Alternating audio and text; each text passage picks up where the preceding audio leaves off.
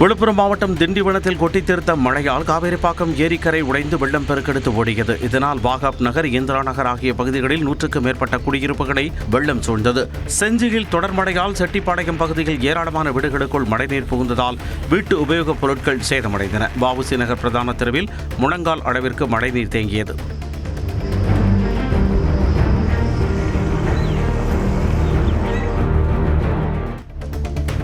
திருவள்ளூர் மாவட்டத்தில் பரவலாக கனமழை பெய்தது. திருத்தணியில் கொட்டித் தீர்த்த மழையால் ரயில்வே சுரங்கப்பாதை, ரயில் நிலைய சாலை போன்ற இடங்களில் மழைநீர் தேங்கியதால் வாகன ஓட்டிகள் அவதிக்கு ஆளாகினர்.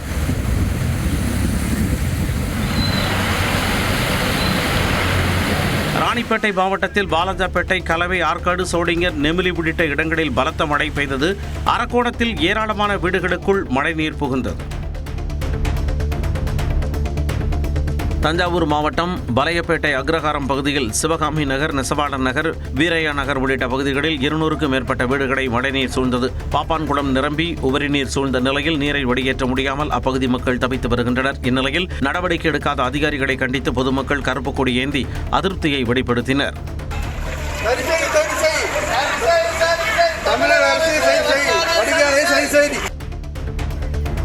கடலூர் மாவட்டம் பன்ருட்டி அருகே மழை காரணமாக 30 ஆண்டுகள் பழமையான தொகுப்பு வீடு இடிந்து விழுந்ததில் 12 வயது சிறுமி உட்பட 4 பேர் படுகாயமடைந்தனர். ரெட்டிக்குப்பம் பகுதியில் பாலு என்பவரது வீடு திடீரென இடிந்து விழுந்ததில் அவரது மனைவி, மகள், பக்கத்து வீட்டைச் சேர்ந்த 11 வயது சிறுமி ஆகியோர் இடிபாடுகளில் சிக்கிக் கொண்டனர். தீயணைப்பு மீட்புப் படையினர் விரைந்து 4 பேரையும் மீட்டனர். பாலு குடும்பத்தினருக்கு முண்டியம்பாக்கம் அரசு மருத்துவமனையிலும், சிறுமிக்கு பன்ருட்டி அரசு மருத்துவமனையிலும் சிகிச்சை அளிக்கப்படுகிறது.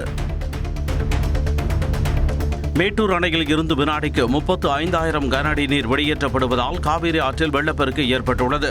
மேட்டூர் அணை அதன் முழு கொள்ளளவான 120 அடியை எட்டியுள்ள நிலையில் அணைக்கு வரும் 35,000 கன அடி நீரும் அப்படியே காவிரி ஆற்றில் திறந்துவிடப்படுகிறது. இதற்கிடையே ஒகேனக்கல் காவிரி ஆற்றில் நீர்வரத்து 32,000 கன அடியில் இருந்து 28,000 கன அடியாக குறைந்துள்ளது. மழை முன்னெச்சரிக்கை நடவடிக்கையாக தருமபுரி மாவட்டத்தில் பள்ளிகள் மற்றும் அங்கன்வாடி மையங்களுக்கு இன்று விடுமுறை அறிவிக்கப்பட்டுள்ளது. இதனை ஈடு செய்யும் விதமாக அடுத்த மாதம் 15ஆம் தேதியன்று வேலை நாளாக அறிவித்து தருமபுரி மாவட்ட ஆட்சியர் சதீஷ் உத்தரவிட்டுள்ளார். சென்னை மற்றும் அதன் சுற்றுவட்டார பகுதிகளில் இரவு மிதமான மழை பெய்தது. கோடம்பாக்கம், நுங்கம்பாக்கம், தியாகராய நகர், அசோக் நகர் ஆகிய இடங்களில் சுமார் 1 மணி நேரத்திற்கு மேலாக மழை இடைவிடாமல் கொட்டி தீர்த்தது. இந்த திடீர் மழையால் தாழ்வான பகுதிகளில் மழைநீர் தேங்கியது.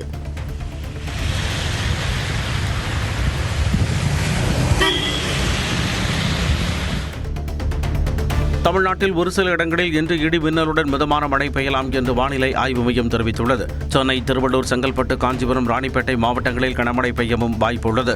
வட தமிழக கடலோர பகுதிகளில் நிலை கொண்டுள்ள ஆழ்ந்த காற்றழுத்த தாழ்வு பகுதி வட தமிழகம், தெற்கு ஆந்திர கடலோர பகுதிகளை நோக்கி நகரும் என்றும் அடுத்த 24 மணி நேரத்தில் காற்றழுத்த தாழ்வு பகுதியாக வலுவிழக்கும் என்றும் வானிலை ஆய்வு மையம் கூறியுள்ளது. கனமழையை எதிர்கொள்ள அனைத்து மாவட்ட நிர்வாகங்களும் தயார் நிலையில் இருப்பதாக துணை முதலமைச்சர் உதயநிதி ஸ்டாலின் கூறியுள்ளார். டெல்டா மாவட்டங்களில் அங்கங்கே முதலமைச்சர் அமைச்சர் வச்சிருக்காங்க, இன்சார்ஜாக போட்டுருக்காங்க. மாவட்ட ஆட்சித்தலைவரோட நேற்று டிஸ்கஸ் பண்ணியிருக்காங்க. எல்லாருமே அலர்ட்டாக இருக்காங்க. எல்லா இடத்துலையும் அந்த ரிலீஃப் சென்டர்ஸ் எல்லாமே தயாராக இருக்கிறது. இன்னைக்கு காலை 4 மணிலேருந்து எல்லா இடத்துலையும் எங்கெங்கே சாப்பாடு தேவையோ அங்கெல்லாம் சமையல் பண்ணி அவங்களுக்கு மக்களுக்கு அந்த உணவு கொடுத்துக்கிட்டு இருக்கிறோம். எல்லா இடத்துலையும் எல்லாரும் அலர்ட்டாக இருக்காங்க. தஞ்சாவூர் மற்றும் திருவாரூர் மாவட்டங்களில் கனமழையால் பாதிக்கப்பட்ட பயிர்களை எதிர்க்கட்சித் தலைவர் எடப்பாடி பழனிசாமி பார்வையிட்டார். தஞ்சாவூர், திருவாரூர் உள்ளிட்ட மாவட்டங்களில் விளைநிலங்கள் மழைநீரில் மூழ்கியதால் நெற்பயிர்கள் சாய்ந்து முளைக்க தொடங்கின நிலையில் எதிர்க்கட்சித் தலைவர் எடப்பாடி பழனிசாமி தஞ்சாவூர் மற்றும் திருவாரூர் மாவட்டங்களில் கனமழையால் பாதிக்கப்பட்ட பயிர்களை நேரில் ஆய்வு செய்தார். அப்போது முளைத்த நெல்மணிகளை அவரிடம் விவசாயிகள் காண்பித்து தங்கள் குறைகளையும் தெரிவித்தனர். அதிமுக ஆட்சியை காட்டிலும் கொள்முதல் நிலையங்களில் தினமும் கூடுதலாக நெல் கொள்முதல் செய்யப்பட்டு வருவதாக வேளாண் துறை அமைச்சர் MRK பன்னீர்செல்வம் விளக்கம் அளித்துள்ளார். கடந்த ஆட்சியில் நீங்களே பத்திரிகை பார்த்துருப்பீங்க. ஒவ்வொரு ஊரில், ஒவ்வொரு மாவட்டத்தில் பார்த்தா ஓப்பனாக மூட்டை அடுக்கப்பட்டு, லட்சக்கணக்கான மூட்டைகள் அடுக்கப்பட்டு அங்கே அங்கே தார்ப்பாக கூட இல்லாமல் அங்கே நெல் முளைத்தது. இப்போ அது போன்ற ஓப்பனாக அடுக்கி வைக்கின்ற திட்டங்கள் இப்போது இல்லை. டெல்டா மாவட்டங்களில் நெல் தேக்கமடைந்ததற்கு மத்திய அரசே காரணம் என உணவுத்துறை அமைச்சர் சக்கரபாணி குற்றம் சாட்டியுள்ளார். செறிவூட்டப்பட்ட அரிசி, அதற்கு ஒன்றிய அரசு அனுமதி தரணும். அவங்க என்னென்னா இது ஒரு 4 மாதத்துக்கு 5 மாதத்துக்கு முன்னாடியே அவங்க இந்த மாதிரியாக அவங்க ஏற்கனவே கொடுத்துக்கிட்டு இருந்தாங்க, ஒரு ஸ்பெசிமென் கொடுத்துருந்தாங்க. அதை மாற்றி இனிமேல் இது மாதிரி செய்யுங்கன்னு சொல்லி அது கடிதம் 29/7/2025 தான் நமக்கு தமிழ்நாட்டுக்கு கடிதம் வருது. அதுக்கு பின்னாடி நம்ம டெண்டர் விட்டு 34,000 மெட்ரிக் டன்னுக்கு, ஏன்னா 100 கிலோன்னா 1 கிலோ கலக்கணும் அந்த செறிவூட்டப்பட்ட அரிசி, அது கலக்க வேண்டிய சூழ்நிலை இருக்கின்றதுனால வாங்கிய நிலையில் இன்றைக்கி அரைக்க முடியாத சூழ்நிலை. அதான் காரணம், வேறு காரணமே இல்லை இவ்வளோ தேங்குறது. தொடர் மழை காரணமாக செம்பரம்பாக்கம் ஏரியிலிருந்து 500 கனஅடி நீர் வெளியேற்றப்பட்டு வருகிறது. தமிழ்நாட்டில் கடந்த அக்டோபர் 16ஆம் தேதி தொடங்கிய வடகிழக்கு பருவமழை தீவிரமடைந்து வருகிறது. இந்நிலையில் சென்னையின் முக்கிய குடிநீர் ஆதாரமாக பார்க்கப்படக்கூடிய செம்பரம்பாக்கம் ஏரியின் நீர்மட்டமும் அதிரடியாக உயர்ந்துள்ளது. இதையடுத்து செம்பரம்பாக்கம் ஏரியிலிருந்து 500 கனஅடி நீர் வெளியேற்றப்பட்டு வருகிறது. இதனிடையே காஞ்சிபுரம் மாவட்ட ஆட்சியர் கலைச்செல்வி செம்பரம்பாக்கம் ஏரியை ஆய்வு செய்தார். செம்பரம்பாக்கம் ஏரியிலிருந்து தண்ணீர் திறக்கப்பட்ட நிலையில் ஸ்ரீபெரும்புதூர் சட்டமன்ற தொகுதி எம்எல்ஏவும் தமிழக காங்கிரஸ் கமிட்டியின் தலைவருமான செல்வ பெருந்தகை பார்வையிட்டார். அப்போது நீர் திறப்பு குறித்து அதிகாரிகள் மக்கள் பிரதிநிதிகளுக்கு தகவல் தெரிவிக்காதது குறித்து அதிருப்தியை வெளிப்படுத்தினார். தப்பு இல்லை, இது சொல்லணும்ல, இது நீங்களே மக்கள் பிரதிநிதி ஆகிட்டா பிறகு கவர்மெண்ட் அதிகாரிகளை கவர்மெண்ட் ரன் பண்ணிடலாமே. ஒரு துறை யார் கட்டுப்பாட்டில் இருக்குன்னு தெரியல. புழல் நீர்த்தேக்கத்திற்கு வினாடிக்கு 1760 கன அடி நீர் வரத்து உள்ள நிலையில் நீர் கொள்ளளவு 3300 மில்லியன் கன அடியாக உயர்ந்து கடல் போல் காட்சியளிக்கிறது. நீர்த்தேக்கத்தில் இருந்து நீர் வெளியேற்றம் வினாடிக்கு 750 கன அடியாக உயர்த்தப்பட்டது.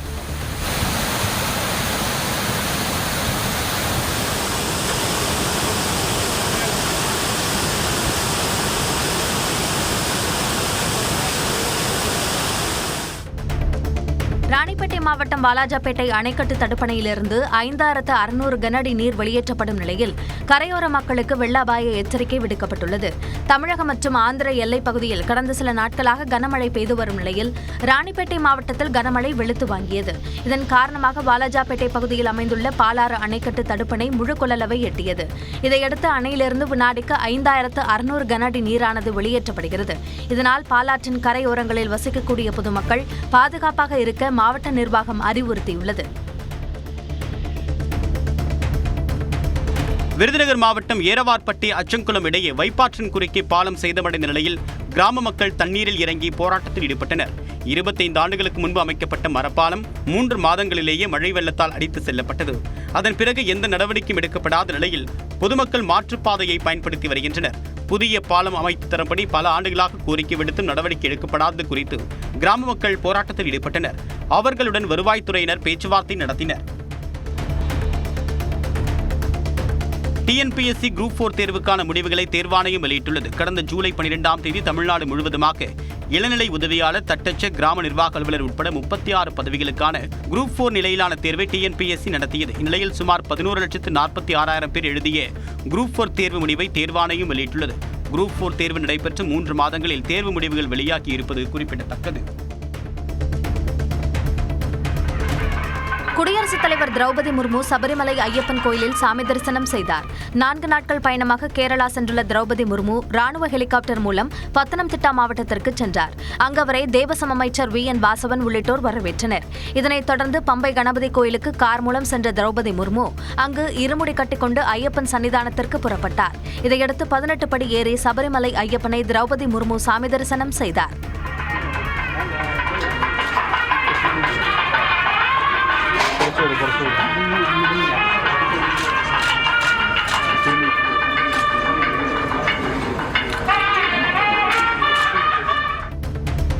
டியூட் திரைப்படத்தில் தன்னுடைய அனுமதி இல்லாமல் 2 பாடல்கள் பயன்படுத்தியது தொடர்பாக வழக்கு தொடர இசையமைப்பாளர் இளையராஜாவுக்கு அனுமதி வழங்கி சென்னை உயர்நீதிமன்றம் உத்தரவிட்டுள்ளது.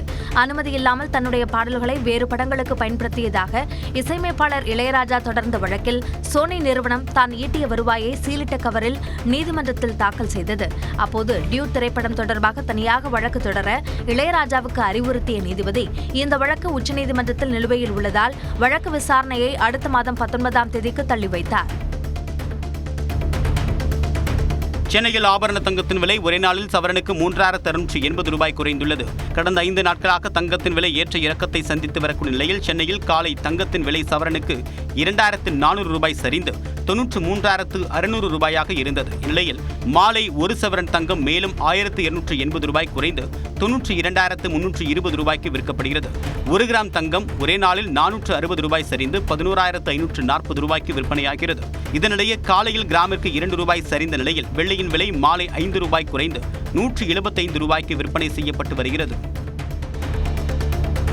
திருவள்ளூர் மாவட்டம் ஆவடி சுற்றுவட்டார பகுதிகளில் பெய்த கனமழையால் அன்னனூர் ரயில் நிலைய சாலையில் மழைநீர் குளம் போல் தேங்கியுள்ளது. திருவள்ளூர் மாவட்டத்தில் செவ்வாய்க்கிழமை இரவு கனமழை வெளுத்து வாங்கியது. இதனால் அன்னனூர் ரயில் நிலைய சாலையில் மழைநீர் குளம் போல் தேங்கியுள்ளது. இதனால் ரயில் நிலையத்திற்கு செல்லக்கூடிய பொதுமக்களும் வேலைக்கு செல்வோரும் சிரமத்திற்கு ஆளாகின்றனர்.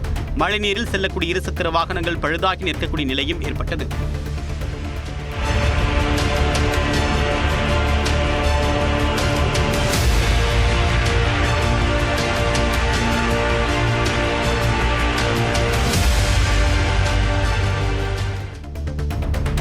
மதுரை பழங்கானத்தம் பகுதியில் மாநகராட்சி வரி வசூல் மைய கட்டிடத்தில் மேற்கூரை பூச்சி பெயர்ந்து விழுந்ததால் அலுவலர்கள் அச்சமடைந்தனர். கனமழையை தொடர்ந்து பழமையான கட்டிடத்தின் உறுதித்தன்மை கேள்விக்குறியாகி இருப்பதால் உடனடியாக ஆய்வு செய்து தேவையான பராமரிப்பு பணிகளை மேற்கொள்ள வேண்டும் என்ற கோரிக்கை எழுந்துள்ளது. தேனி மாவட்டம் வைகை அணையில் இருந்து வினாடிக்கு 3000 கன அடி நீர் திறக்கப்பட்டதால் மதுரை வைகை ஆற்றில் கரையின் இருபுறமும் தண்ணீர் ஆர்ப்பரித்து செல்கிறது.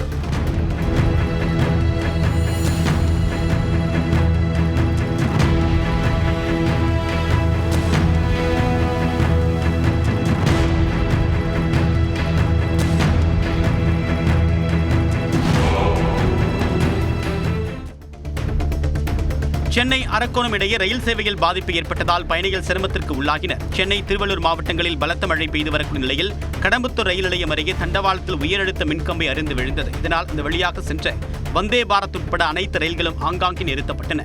ரயில்கள் பாதி வழியில் நிறுத்தப்பட்டதால் பயணிகள் கடும் அவதியடைந்த நிலையில் சீரமைப்பு பணியில் ரயில்வே ஊழியர்கள் ஈடுபட்டனர். திருச்செந்தூர் முருகன் கோவிலில் கந்தசஷ்டி திருவிழாவை முன்னிட்டு 7 நாட்களுக்கு 100 ரூபாய்க்கான தரிசன கட்டணம் ரத்து செய்யப்பட்டுள்ளது. திருச்செந்தூர் முருகன் கோவிலில் கந்தசஷ்டி திருவிழா யாகசாலை பூஜையுடன் தொடங்கியது. விழாவின் சிகர நிகழ்ச்சியான சூரசம்ஹாரம் வரக்கூடிய 27ஆம் தேதி நடைபெறுவதை முன்னிட்டு அதற்கான ஏற்பாடுகள் தீவிரமாக நடைபெற்று வருகின்றன. திருச்செந்தூர் முருகன் கோவில் கந்தசஷ்டி திருவிழாவையொட்டி நேற்று இரவு தங்கத்தேரில் சாமி வலம் வந்தார். திருச்செந்தூர் சுப்பிரமணிய சுவாமி திருக்கோவிலில் வெகு சிறப்பாக நடைபெறும் திருவிழாக்களில் ஒன்றான கந்தசஷ்டி திருவிழா நேற்று காலை யாகசாலை பூஜையுடன் துவங்கியது. இரவில் சுவாமி ஜெயேந்திரநாதர் வள்ளி தெய்வானையுடன் தங்கத்தேரில் எழுந்தருளினார். 1000த்திற்கும் மேற்பட்ட பக்தர்கள் பங்கேற்று தேரை வடம் பிடித்து இழுத்தனர். திருச்சி SRM ஹோட்டலை தமிழ்நாடு சுற்றுலா வளர்ச்சிக் கழகம் கையகப்படுத்தியது. ஹோட்டல் அமைந்த இடம் 30 ஆண்டு கால குத்தகைக்கு விடப்பட்ட நிலையில் இதற்கான நிலுவைத் தொகையான 38 கோடி ரூபாயை SRM நிறுவனம் செலுத்தவில்லை என்று கூறப்படுகிறது.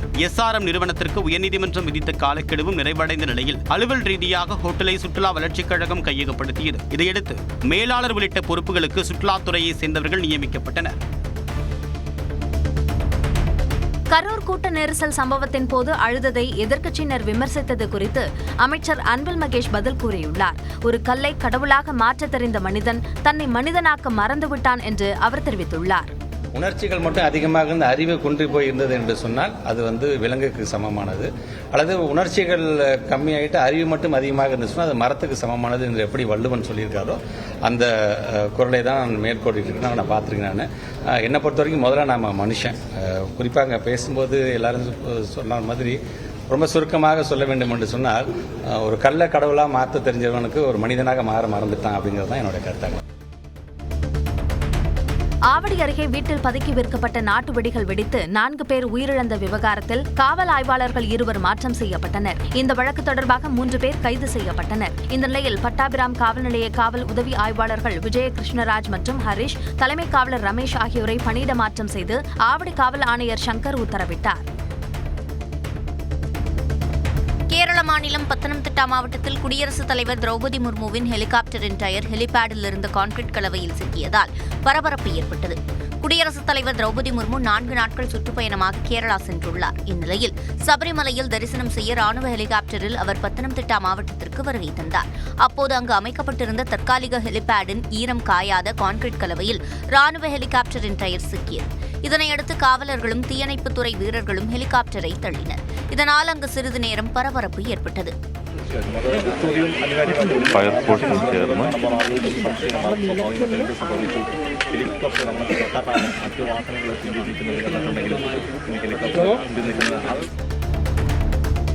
ஆட்சிக்கு வந்தால் குடும்பத்தில் ஒருவருக்கு அரசாங்க வேலை வழங்கப்படும் என்று ராஷ்டிரிய ஜனதா தளம் கட்சியின் தலைவர் தேஜஸ்வி யாதவ் தேர்தல் வாக்குறுதி அளித்துள்ளார். பாட்னாவில் செய்தியாளர்கள் சந்திப்பில் பேசிய ஆர்ஜேடி தலைவர் தேஜஸ்வி யாதவ் மகளிர் மேம்பாட்டிற்கான ஜீவிகா தீதீஸ் திட்டத்தில் பணியாற்றக்கூடிய அனைத்து பெண்களுக்கும் 30,000 ரூபாய் ஊதியத்துடன் வேலை நிரந்தரமாக்கப்படும் என்றும் கூறியுள்ளார். பீகாரில் தங்கள் கட்சி வேட்பாளர்களுக்கு பாஜக அழுத்தம் தருவதாக பிரசாந்த் கிஷோர் குற்றம் சாட்டியுள்ளார்.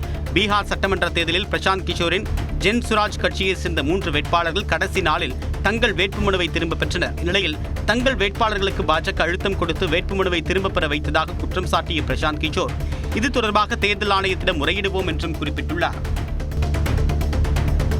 தருமபுரி மாவட்டத்தில் அரூர், சித்தேரி, சிட்லிங், கோட்டப்பட்டி, தீர்த்தமலை உள்ளிட்ட வனப்பகுதிகளை ஒட்டிய பகுதிகளில் பலத்த மழை பெய்தது. இதனால் அரூர் வனப்பகுதியில் காட்டாற்று வெள்ளம் ஏற்பட்டது.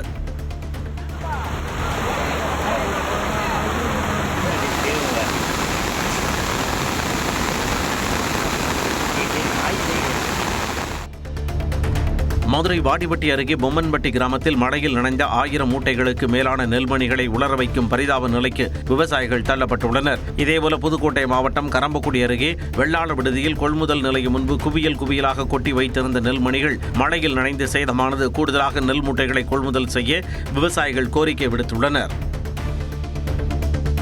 ராமநாதபுரம் அருகே காவனூரில் விவசாய நிலங்களில் மழைநீர் தேங்கியதால் பயிர்கள் பாதிக்கப்பட்டன. சுமார் 1000 ஏக்கர் பரப்பளவிலான நெற்பயிர்கள் வயலில் சாய்ந்து முளைக்கத் தொடங்கியதால் விவசாயிகள் கவலையடைந்துள்ளனர்.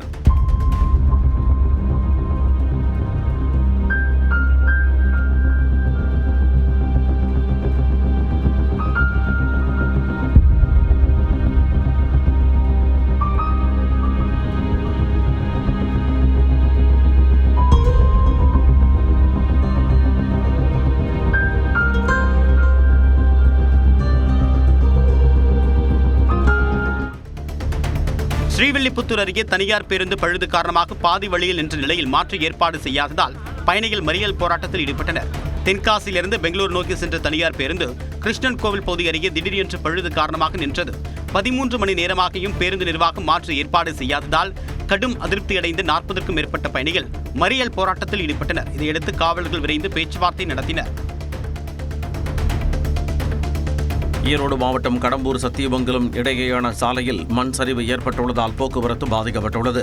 ஈரோடு மாவட்டத்தின் பல்வேறு பகுதிகளில் கடந்த 2 நாட்களாக கனமழை பெய்து வருகிறது. இந்நிலையில் மல்லியம்மன் துர்க்கம் கோவில் அருகே மண் சரிவு ஏற்பட்டு சத்தியமங்கலம் கடம்பூர் இடையே போக்குவரத்து பாதிக்கப்பட்டுள்ளது. தூத்துக்குடி மாவட்டம் பசுவந்தரை மற்றும் அதன் சுற்றுவட்டார பகுதிகளில் காய்கறிகள் விளைச்சல் பரவலாக இருந்தபோதும் போதிய விலை இல்லாததால் விவசாயிகள் வேதனையடைந்தனர். 40 நாட்கள் பயிர்கள் என்பதால் விவசாயிகள் ஆர்வமுடன் சாகுபடி செய்ததால் வெண்டைக்காய், கத்தரிக்காய் மற்றும் புடலங்காய் விளைச்சல் அதிகரித்துள்ளது. ஆனால் 1 கிலோ 7 ரூபாய் முதல் 10 ரூபாய் வரை மட்டுமே வியாபாரிகள் கொள்முதல் செய்வதால் விவசாயிகளுக்கு நஷ்டம் ஏற்பட்டுள்ளதாக கூறப்படுகிறது. தஞ்சாவூர் மாவட்டம் கும்பகோணம் அருகே மின்கசிவு காரணமாக ஏற்பட்ட தீ விபத்தில் குடிசை வீடும் 2 சக்கர வாகனங்களும் எரிந்து சேதமாகின. கொரநாட்டு கருப்பூரில் தாழ்வாக செல்லக்கூடிய மின்கம்பி சுந்தரமூர்த்தி என்பவர் வீட்டின் கீற்று கொட்டகையில் உரசியதால் தீப்பிடித்து மளமளவென்று பரவியது. தகவல் அறிந்து வந்த தீயணைப்பு வீரர்கள் தீயை அணைத்த போதிலும் வீட்டில் இருந்த பொருட்களும் 2 இருசக்கர வாகனங்களும் எரிந்து சேதமாகின. சென்னை செம்மஞ்சேரி மாநகராட்சி பூங்காவில் தேங்கியிருந்த மழைநீரில் உலா வந்த குட்டி நாகப்பாம்பு லாவகமாக பிடிக்கப்பட்டது. கடந்த சில நாட்களாக பெய்து வரும் மழையின் காரணமாக செம்மஞ்சேரி சுனாமி குடியிருப்பு பூங்கா முழுவதும் மழைநீர் குளம் போல் தேங்கியுள்ளது. அங்குள்ள சிறிய பள்ளத்தாக்கில் தேங்கியுள்ள மழைநீரில் அப்பகுதி சிறுவர்கள் ஆபத்தை உணராமல் குளித்து விளையாடினர்.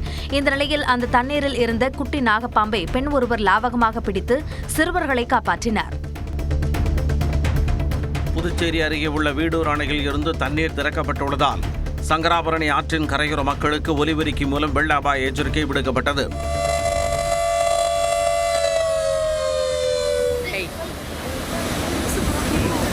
நீர்பிடிப்பு பகுதிகளில் கடந்த 2 நாட்களாக பெய்து வரும் மழையின் காரணமாக விழுப்புரம் மாவட்டத்தில் உள்ள வீடூர் அணை முழு கொள்ளளவை எட்டியுள்ளது. இதையடுத்து அணையில் இருந்து வினாடிக்கு 3000 கன அடி வரையில் தண்ணீர் திறக்கப்படுகிறது. இதனால் சங்கராபரணி ஆற்றின் கரையோரம் உள்ள மணலிப்பட்டு, செட்டிப்பட்டு, கோணிச்சம்பட்டு உள்ளிட்ட 20க்கும் மேற்பட்ட கிராமங்களுக்கு வெள்ள அபாய எச்சரிக்கை விடுக்கப்பட்டுள்ளது.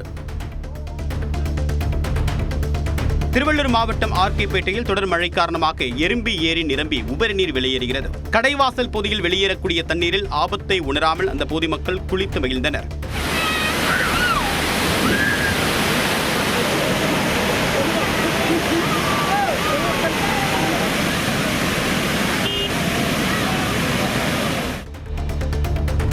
சென்னை பள்ளிக்கரணை சதுப்பு நிலத்தில் நீர் நிரம்பி உள்ளதால் பறவைகளின் எண்ணிக்கை அதிகரித்தது. வெளிநாட்டு பறவைகள் மற்றும் உள்ளூர் பறவைகள் கூட்டம் கூட்டமாக வரத் தொடங்கியுள்ளன. ரேடியல் சாலையில் பயணிப்பவர்கள் சற்று நேரம் நின்று பறவைகளை கண்டு ரசித்து செல்கின்றனர்.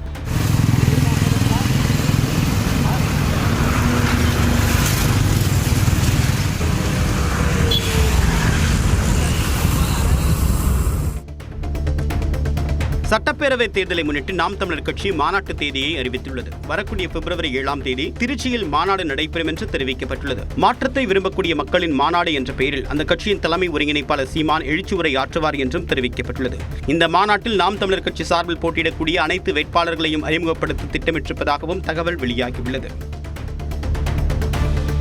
தென்காசி மாவட்டம் ஆலங்குளம் பேரூராட்சி தலைவரான திமுகவைச் சேர்ந்த சுதாவின் பதவி பறிக்கப்பட்டது. கடந்த செப்டம்பர் மாதத்தில் இவர் மீது மன்ற உறுப்பினர்கள் நம்பிக்கையில்லா தீர்மானம் கொண்டு வந்த நிலையில் பேரூராட்சி செயல் அலுவலர் பதவி காலியாக இருந்ததால் வாக்கெடுப்பு நடத்தப்படாததால் அவர் பதவி தப்பியது. இந்நிலையில் சுதா தனக்கு சொந்தமான கட்டடங்களுக்கு சொத்து வரியை உரிய காலத்தில் செலுத்தாத காரணத்தால் கவுன்சிலர் மற்றும் தலைவர் பதவியில் இருந்து தகுதி இழந்ததாக பொறுப்பு செயல் அலுவலர் வெங்கடகோபு அறிவித்தார். பெண்கள் உலகக்கோப்பை கிரிக்கெட் தொடரில் வாழ்வாசாவா ஆட்டத்தில் இந்திய மகளிர் அணி நியூசிலாந்து அணியை எதிர்கொள்கிறது. ஆஸ்திரேலியா, தென்னாப்பிரிக்கா, இங்கிலாந்து அணிகள் ஏற்கனவே அரையிறுதிக்கு தகுதி பெற்றுள்ள நிலையில் 4வது இடத்தை பிடிக்க இந்தியா, நியூசிலாந்து அணிகளிடையே போட்டி நிலவுகிறது. மும்பை டிஒய் பாட்டீல் மைதானத்தில் இன்று நடைபெறும் போட்டியில் இரு அணிகளும் விளையாட உள்ளன.